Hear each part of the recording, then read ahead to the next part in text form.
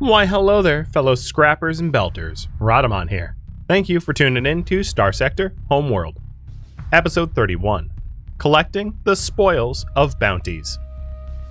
So at the start of the stream, I want to cover basically the crises events that we have going on right now and what options we have to deal with them. Because I think it's useful to know kind of like what's going on. So for the Luddic Path, they are just like technology terrorists. You end up getting Pather interest from just having almost any industry. So like mining will piss them off, refining pisses them off, just like almost everything pisses them off. Ultimately, it's very hard to not be attracted or attacked by the Pathers. So, as a result of the Pathers, there is a solution to the Luddic Path, which is called the Scythe of Orion. I wouldn't mind doing the Scythe of Orion, maybe really early on at the start of the stream, but basically the Scythe of Orion, what it is once Darid gets Pather cells, we'll be able to go to the bar and pay off a Pather in the bar for the location of the Pather base. Then we can go to the Pather base, wherever it's launching the Pather cells, and have a discussion with the captain or whoever's running the base to be like, look, let's come to an agreement and you stop fighting me. And the TLD, and bribe them, of course. And then, as a result of that, they will ask you to get a planet killer. Basically, think of like, you've heard of like nuclear bombs, which are, think like fusion bomb or something like that, where it like blows up an entire planet. Now, they're not intending to use this. They plan to use it as a deterrent, like a mutual assured destruction. But it's a rather involved quest line for you to get a planet killer, supplying the Pathers with a planet killer so they will forever leave you alone. Much the same way that we paid off Kanta for the pirates. So that's how we would deal with the Pathers. Now, the Pathers aren't really, because we're not doing a lot of things to piss the Pathers off, we don't have a lot of threat as a result of the Pathers. But one of the goals of the series is to have like a protected planet, a planet at peace. So regardless, we're going to want to have to deal with the Pathers at some point. And the Scythe of Orion is a spicy quest line, and it can be a lot of fun. All right, now to the Persean League. The Persean League wants us to join, and there's no avoiding this, because once you hit a certain colony size, they just don't leave you alone. The ongoing effect of them being pissed at you, so the ongoing effect of the Pathers being pissed at you is they will lower your stability with their like Pather terror cells. The ongoing effect of the Persean League is that they will like do shakedowns where they patrol around your system just like messing with things. It's really annoying. They will patrol your system as if they're like the local PD, and it's obnoxious because they like damage your ships, they like mess with other trade ships, whatever. All right, when this escalates, what will end up happening is they will blockade us, and there is multiple different ways to solve the blockade. Now, if you want to remove a whole lot of threat from the Persean League, and I'm not going to be taking this route because I'll explain why. If we wanted to lower our colony crisis by like, let's say 200 of the 486 out of 600, there is something that we could do, and I don't intend to do it, which is we could saturation bomb a League planet, which is an act of terror. The reason I want to do it is if we did a saturation bombing, the hegemony, the Persean League, the Syndrian Dictat, the Tritac, the Independents, everyone would super hate us. Basically, it is being a mega pirate. So that would, if we were not friends with the other factions, that would lower our colony crisis climb, but it would not stop the Persean League threat. But what it would do is prevent us from ever potentially in the future joining the Persean League. So the way to solve the Persean League is you can either join them and be taxed. You can join them and bribe them for less money if you've like done them favors, or you can fight off their major attack, which they're trying to blockade you. I don't intend to join the Persean League, so my plan is to fend off their major attack, but their major attack is no joke. They come with Warfleet after Warfleet, Armada after Armada, and there's ways to to win this, but that's what we're building up our ship strength for, to be able to survive their major attack, because the alternatives are not so good. I don't want to join them, I don't want to bribe them, and I don't want to saturation bomb them. So that's the plan. So what I'm going to be doing continually is, oh, and then one other little reminder, we're at the moment building a construction grid in order to be able to build an orbital station, and then hypothetically move our high command off of our home world onto the orbital station to free up an industry slot for the high command. Now, I had mentioned this last stream. The hesitation I have with that is if we start adding industries that will piss off Tritac, I don't want Tritac and Persian League and the Ludic Pathers all pissed at me at once. That's a bit too much heat, if you will. So if we go down that route, I would wait until we've at least resolved the Persian League before we start pissing off Tritac. I don't want to be trying to punch everyone in the room. The other thing I wanted to do is spend big for the Star Fortress. I think that's very reasonable with a known incoming blockade, is to bolster our defenses as much as we can, as fast as we can. So here's the plan. The plan is spicy in a good way, which is I'm going to just be doing a lot of these like big ticket bounties, trying to get big ticket ships. One question I have for you guys is, should I refit the executor? And there was one other change I made to this stream, or to this run, before the start of the stream, which is the tactical overlay, the mid-combat tactical overlay, I fixed so it's like less intrusive, because it was annoying me, and I had meant to fix it. So the idea that I have for the executor actually comes from a YouTube comment, which is an alternative way to outfit it, to make it like more of a fly swatter. I don't know exactly how to describe, but it's like an alternative build. And this comes from Comrade Commissar. And if you want to see that build, I can have you kind of decide between the two. So maybe I'll do that one right now, and then ultimately you can pick between the two. So that build would look like this. We have tack lances. Pull those off. All right. So in the hard points, we're going to do high intensity lasers instead.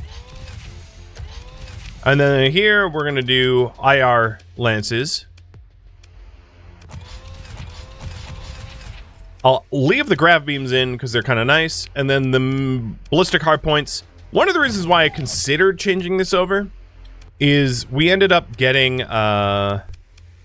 Oh, I thought I had another. Maybe I don't.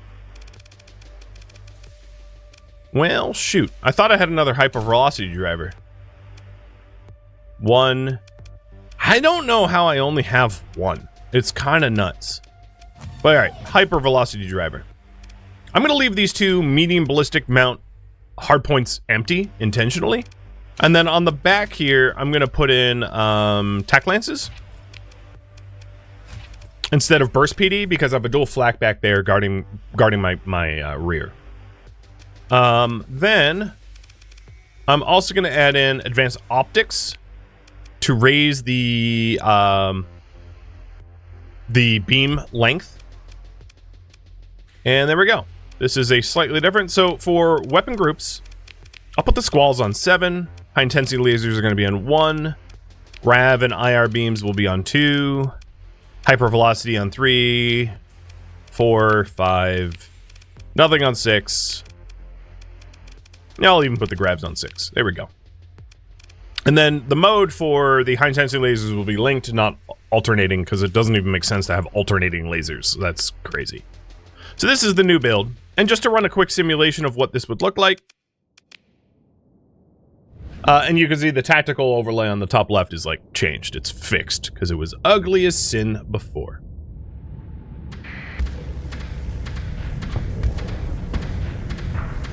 This is now a very high-powered laser fly swatter, which as soon as their shields go down, the high-intensity lasers just starts to chew up with pinpoint accuracy their shields.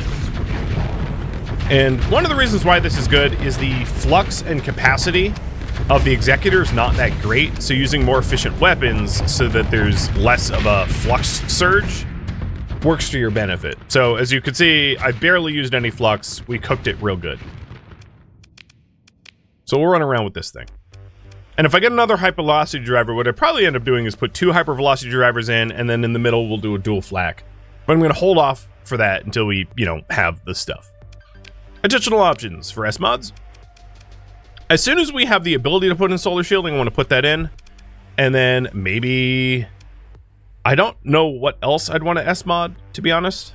Auxiliary thrusters might be nice for the extra speed boost. But I probably wouldn't want to S-mod AUG drive after all. Because I might just get rid of it if I ever find a tug. Alright, let's see here. Let's go ahead and take some bounties. And also try to remove demods off of our ship. So if we're taking bounties with the intention of capturing big ships in order to use them, I'm going to bring a lot more crew than I actively need so that we don't have to mothball ships once we get there. So taking a look at these bounties, we've got... oh, here's one with 2 onslaughts and a legion. And it's in our backyard? Holy hell. Okay.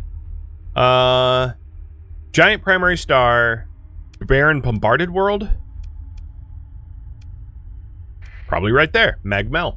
Let's do that. Cheers. And no, Tusk is not gracing us today either, sadly.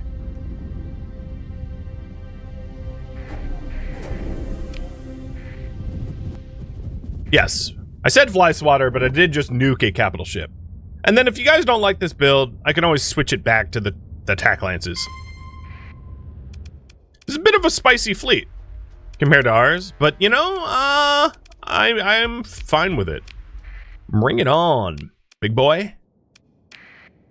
All right, at the start, let's grab the capture points.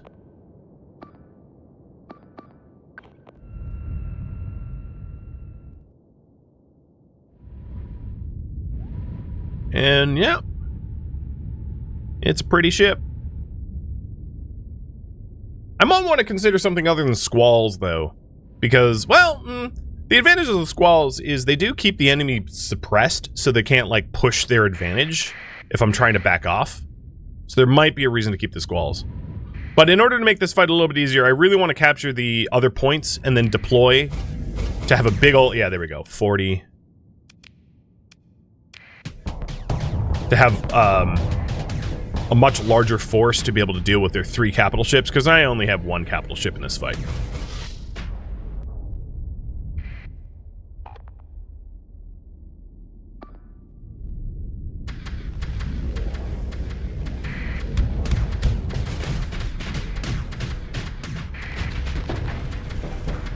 Yo, Fury.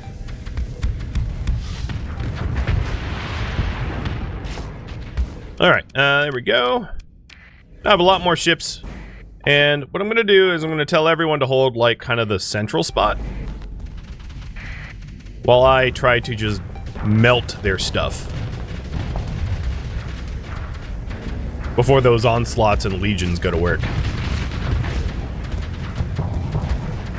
Because if I can reduce their combat fleet significantly early on, while their battleships get in position, we'll be in a much better position to wipe them out with numerical advantage. It'd be nice if my wingmen would get out of my way. I mean, yeah. It cuts both ways, though, because sometimes they'll step in when I'm, like, high flux and I need cover.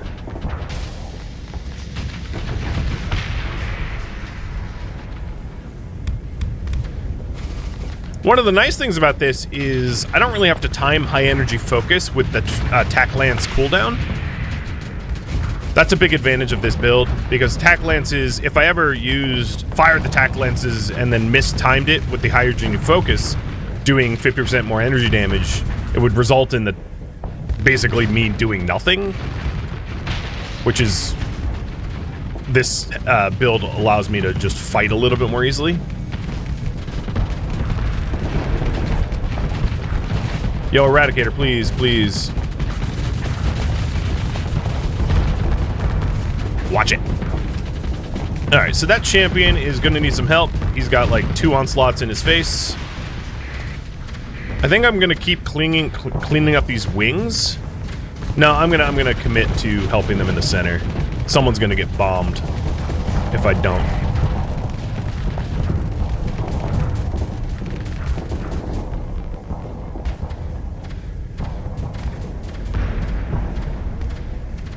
Darn it.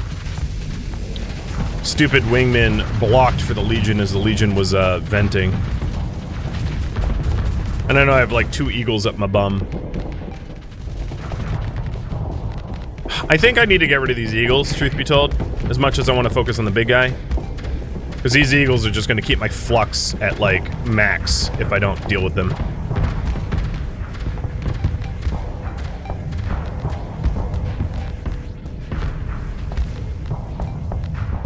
Yeah, let's push this one.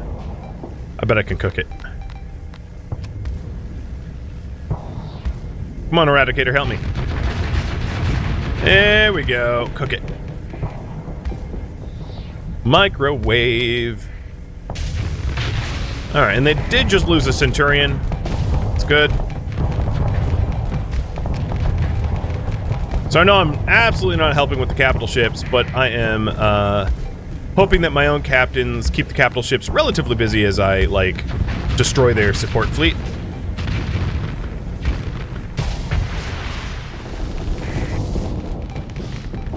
And it seems like every other ship is okay. I don't see any of our ships hurting. And they just had an enforcer retreat, so that, yeah, they're getting the message that they're outnumbered. Because kind of the way I view these fights is it's a fight of flux, right? Like if you cause more flux than they can cause, you win. Ultimately, because you have ships cycling in and out of attack and then backing up to try to dump heat. But if you find yourself in a position where you can just like keep the pressure on because you have better flux capacity or you do more flux damage to them than they do to you, you end up winning. Alright, now for the onslaught.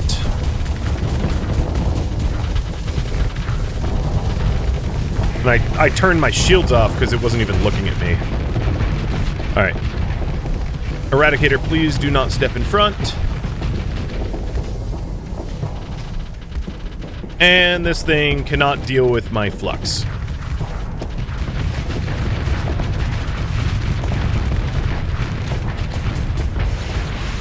Alright, one big boy down. None of our ships seem to be in a perilous position.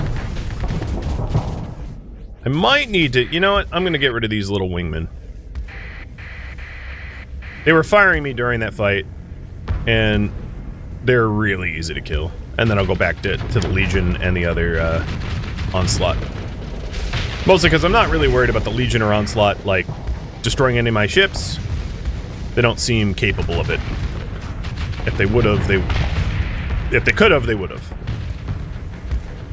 My only concern is I have my butt towards the battleships, but they were busy. Oh, yeah, that Legion's cooked. I didn't even have to do anything. And now all they have is an onslaught, and it's absolutely going to get wrecked. Because I'm coming in hot.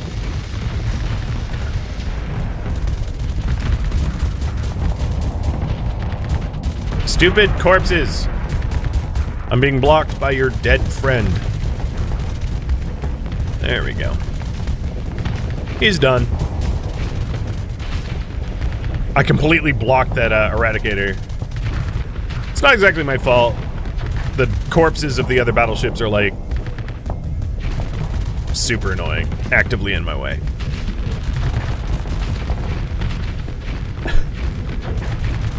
Although it's probably equally annoying for this onslaught that's, like, dying because there's a dead onslaught right in front of it blocking its shots. Bye-bye. That should be it. I don't really see anything else on the field. Yep, that was it.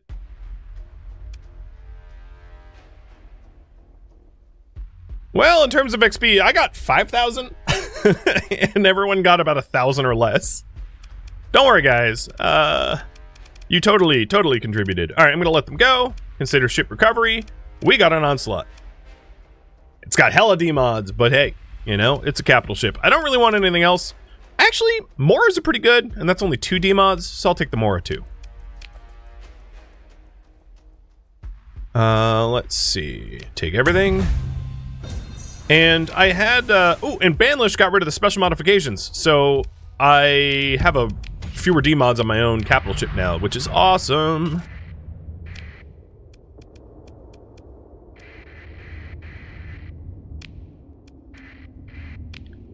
So now we only have 2 D-mods, which is weapon mounts and structural damage.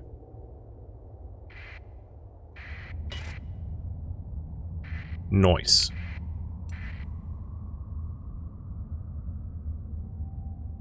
Alright, let's get back to home. Drop off this onslaught. Actually, yeah, I'm going to drop off the onslaught. I'm not using it right now, so I'm not going to raffle it off until I'm starting to use it. And play which one is my gravity well. Honestly, I never know. Oh, I got it. Sweet. All right. Let's crew it up, repair it up, and then put it away. I'll also just like auto fit it. So auto fit you as a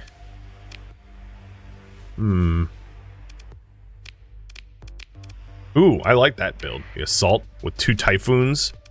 And then change the fighters to longbow, broadsword. Broadsword? Alright, that one's done. And then you, big boy. Mark 9s, Devastators, dual flak. This isn't a terrible design. A lot of Annihilator rocket pods. Yeah, this is pretty reasonable. I'm gonna leave it. The insulated engine assembly I don't really fully understand, so I'm gonna get rid of that in lieu of something else, because I don't really need an insulated engine. It doesn't really make sense. So I'll give it ballistic rangefinder or something. I don't know. It's fine. All right, we'll put those 2 away, knowing that we can pull them out when we have to fight something big and bad and nasty. Cool.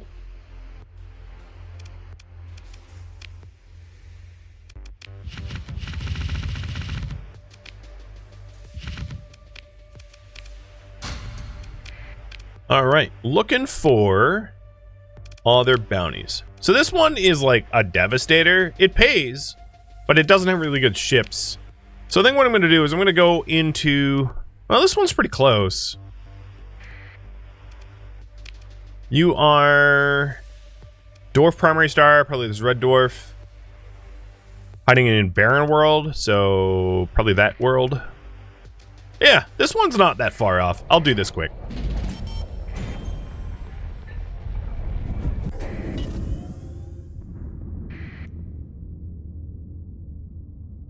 So in terms of the colony threat, I think the plan is to try to negate the Scythers next time they have a Pather base messing with us. Because there will be enough time to negate the Scythers before the Persean League decides to turn their attention towards us.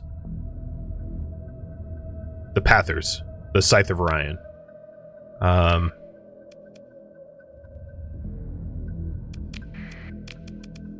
Alright, drop it in. And then every fight that we take... Oh, perfect. They're right here.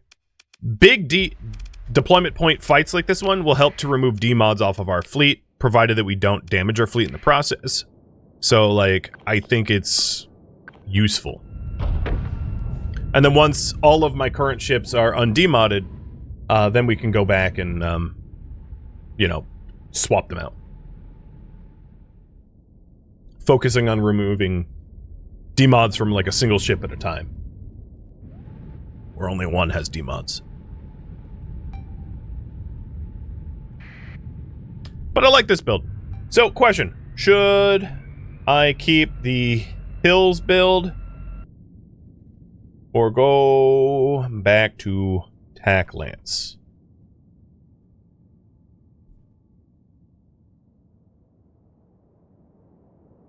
And I'll probably tinker with this as soon as I get another hypervelocity driver. Because I would love extra hypervelocity drivers. I'd even go so far as to say if I got 3 hypervelocity drivers, putting it all on the ballistic mounts might be nice. Because with my beam bonus range that I have on this fleet, on this ship specifically, that would probably roughly match the range of a hypervelocity driver, meaning that my engagement range is not 1,000, it's more like 1,500, given ITUs and advanced optics, which is a pretty powerful distance, which will help me blow up, you know, dangerous ships from afar where I don't have to risk too much.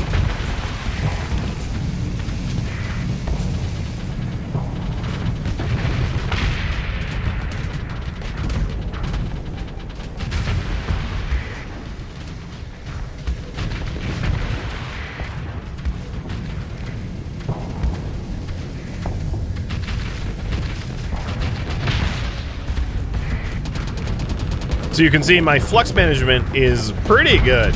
I haven't crept past like a 10th flux because I'm able to like disengage, cooldown, drop shields because I can engage from a real long distance.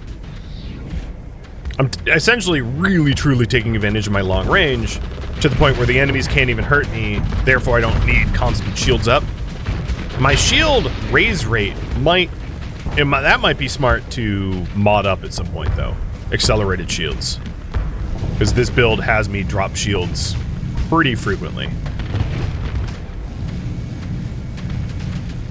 Alright, the Mora is doing its like tank phase, but as long as I keep pressure on it, it should pop. Whoa! Torpedo! Whoa! Just avoided that torpedoes from the champion. Rude.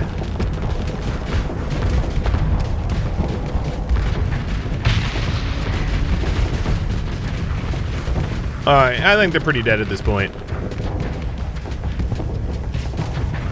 Can't imagine they have a lot of oomph left in the tank after smoking most of their fleet.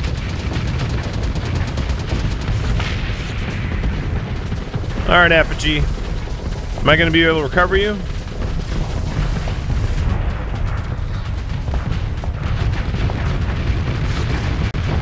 Apogee was like, well, my 360-degree shield coverage is doing me no favors. No, it isn't.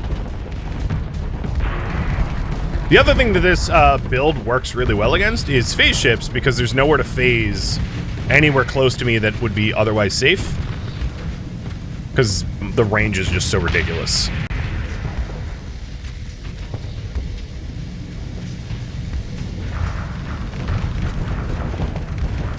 All those bombers. I just like laser strafed them all.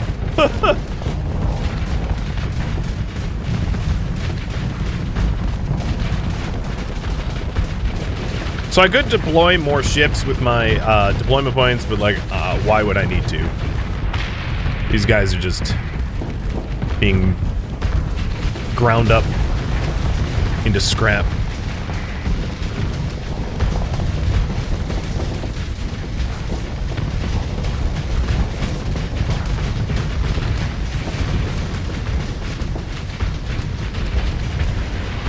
Yeah, this capital ship would definitely struggle against remnants, because remnants have a flux pool that would make it really hard to get through with this build.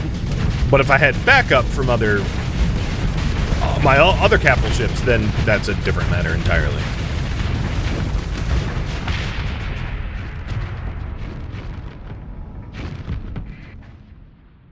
All right, nothing on the field. I got about just shy of 4K.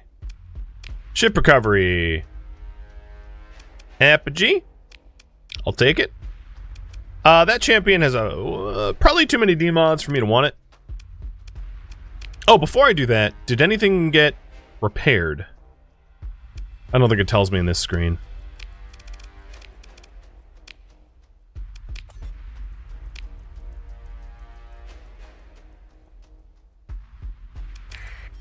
There it is. Party bus and Banlish. So the damaged weapon mounts on my capital ship got fixed. And then party bus also got fixed. So party bus has 1 demod, I have 1 demod. Pretty nice. Pretty nice. And we also just made a whole lot of... Oh, I could have taken that more. But we also just made a whole lot of money off that bounty. Because, you know, we ain't doing this for free. Alright, we're going to have to go to a inner system jump point because the ships I recovered are not well enough to just do a jump.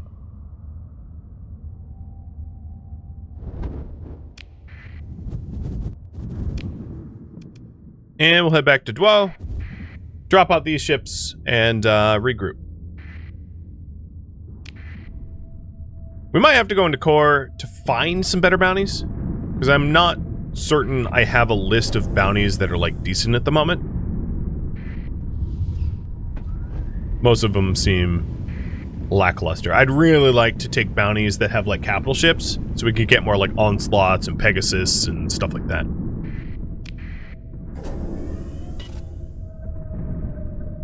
Cheers, by the way. Oh, there's one. A hedge bounty. Big one. 2 Legion, 3 Legion, and an onslaught. Yeah, that's some spice. Yeah, probably go for that.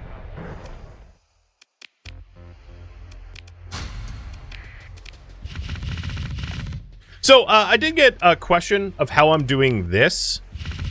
It's holding left alt, and just like mousing over the things I want to transfer. I think there's an option in the settings for it, but yeah, that's basically the long and short of it. It's not voodoo or magic. Just that's how. All right, if we are considering going against this bounty, Dwarf Primary, Rocky Metallic, you are... Oh, not in this system, which is good, because that was like an alarm system. You're probably here, at Delta Wall. Before we do that, given the size of the ships that we will be fighting, I might want to take more ships. But I don't want to take more ships with more D-mods. So I think what I'm going to do is take the S-modded ones out of dry dock, returning them back into service just for this fight, possibly for more, but mostly just for this fight. I'll even take the destroyers. Not the Sunder, because I don't trust an AI controlling Sunders. They usually suck at it.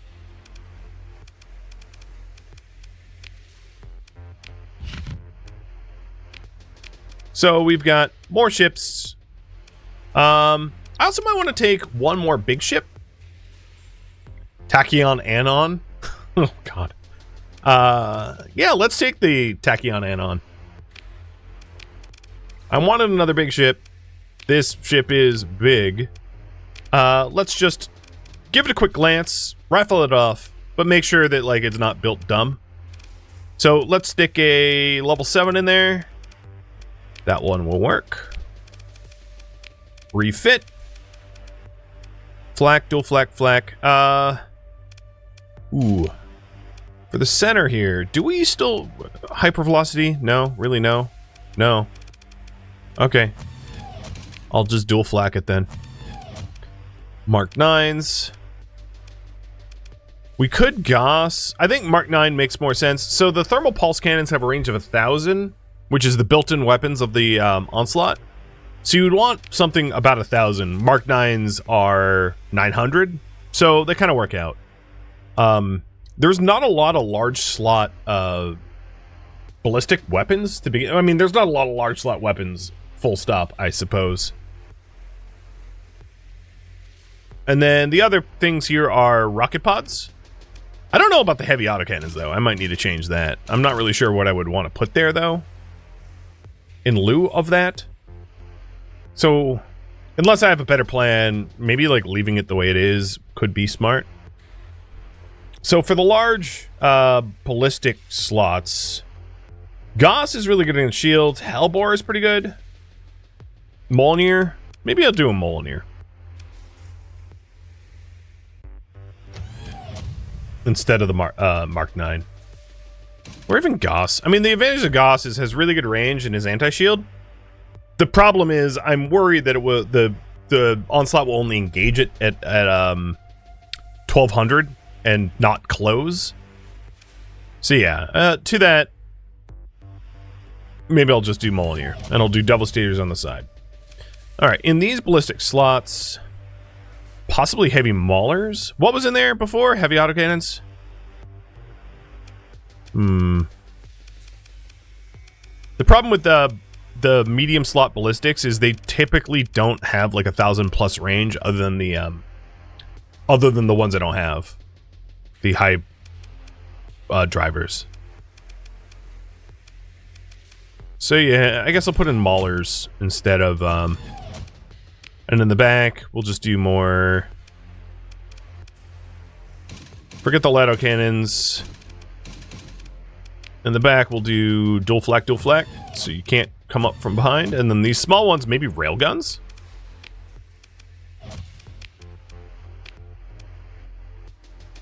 It's a weird build. ITU, Throt, Flux. Let's get rid of the Flux for more rails.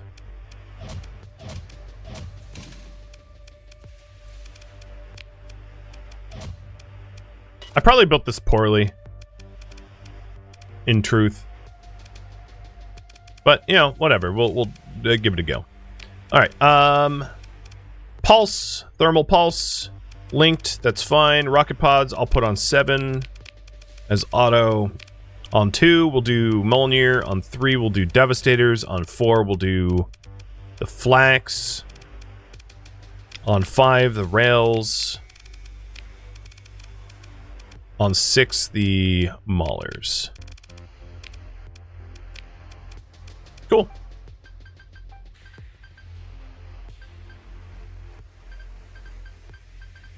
I don't know what its name is going to be. I meant to run the raffle a little bit sooner, but all right, raffle time is finally up. And let's run a simulation against a conquest, because we saw what the executor could do to a conquest. I don't think I'm going to do quite as well with this ship, but it does give us like a baseline of what its expected performance would look like.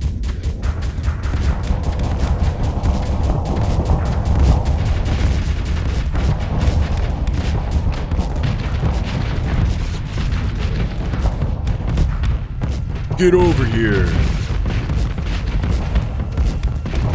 All right, here comes the rocket pods. And it's Flux Max, so I win. Okay. It's not, I mean, I didn't fly it very well, but it's not a terrible design. One thing that would be good with it, potentially, is the expanded, not the missile racks, the other one. So that the thermal ones have more shots. What are they? Not autoloaders. Oh, does it come built in? Maybe it comes built in. No, the magazines. It's extended magazines. Once I have more S-modded points, like, we can consider that. Alright, so for my own, let's build in solar shielding and ox thrusters. So now we have S-modded solar shielding, meaning that Corona and similar hazards do not hurt us. And then ox thrusters, so that our 0 flux turn rate and 0 flux speed bonuses go up. The auto-fitted cruisers have something that looks like a high velocity driver. They might. I'm not really in the favor of like stripping other ships though, unless I can't help it. I don't see hypervelocity drivers on other ships. For whatever reason, we're just not finding any. Oh, I got a lot more ordnance points. Yeah, right, because we built that in. So we have the advanced optics. I did mention potentially getting accelerated shields, because I'm lowering my shields a lot, but if we didn't do that, hardened shields maybe? Or stabilized? The S-modded stabilized shields are amazing because it allows you to drop hard flux even with shields on, but I don't know if that's in the cards. The other thing we could do is increase flux dissipation rate with the flux distributor. I think I'm going to go that route so that we can just keep our flux low at all times. I like that.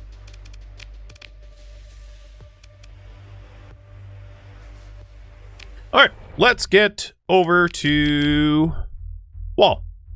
It's kind of far, but, you know, got nothing better going on. Kill some pirates. And then we're actually barely over our crew requirement because the onslaught requires just so much crew. So I'm going to add a little bit more crew here.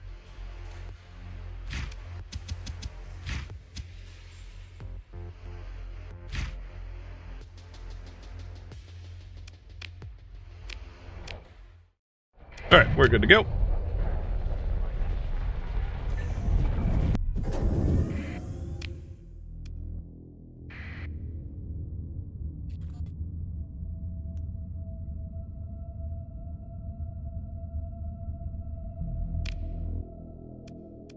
Oh, I flew right past my gate.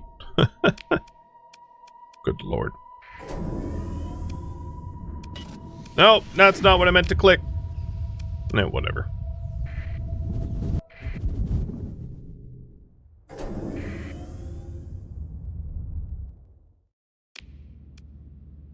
It looks like Cecine might be the closest. Thank you for tuning in to Starsector Homeworld, which originally streamed live on Twitch. If you have any feedback or questions for me, let me know in the comments below. If you'd like to catch a live stream of mine, Rhodamont.com has my stream schedule and countdown timers to upcoming streams. If you'd like to join my online gaming community on Discord, Rhodamont.com has a link to it, as does the description of this video. Thank you so very much for watching. Special thank you to my Twitch subscribers, Patreon patrons, and viewers like you that support the channel and made it all the way to the credits. Thank you so very much. I hope to catch you next episode or an upcoming stream. Farewell, my fellow scrappers.